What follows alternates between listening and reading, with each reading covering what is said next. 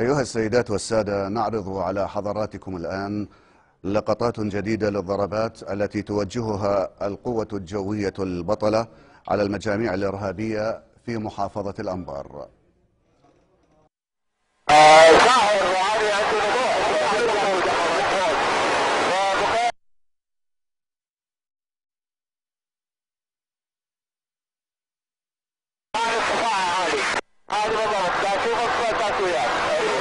تظهر هذه اللقطات مدى الضربات الجوية التي توجهها القوة الجوية العراقية البطلة.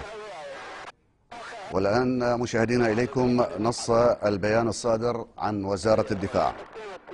قام سلاح طيران الجيش البطل بتنفيذ عدة مهام قتالية واستطلاعية نوعية لإسناد القطاعات البرية في قاطع عمليات الأنبار والقواطع الأخرى المجاورة لها، والتي تقدم الدعم والإسناد لتنظيمات داعش والقاعدة الإرهابية في المناطق الغربية.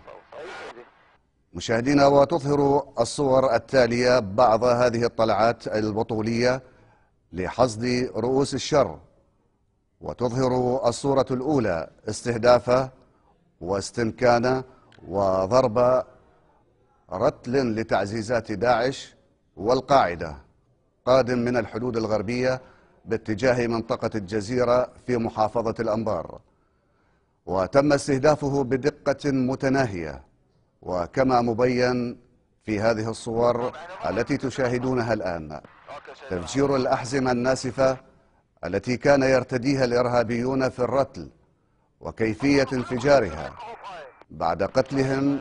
والصورة الثانية أيضا تظهر استمكان واستهداف وضرب موقع في سلسلة جبال حمرين في ناحية العظيم الذي كان يستغل من قبل التنظيمات الإرهابية لتخزين وتجميع الأسلحة والأشخاص لغرض تعزيز خلاياهم المنتحرة ضمن قاطع قيادة عمليات الأنبار.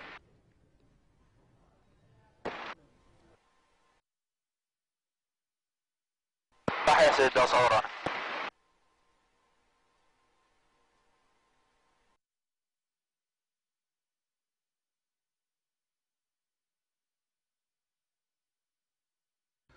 مشاهدينا الكرام، نعيد على حضراتكم قراءة نص البيان الصادر من وزارة الدفاع.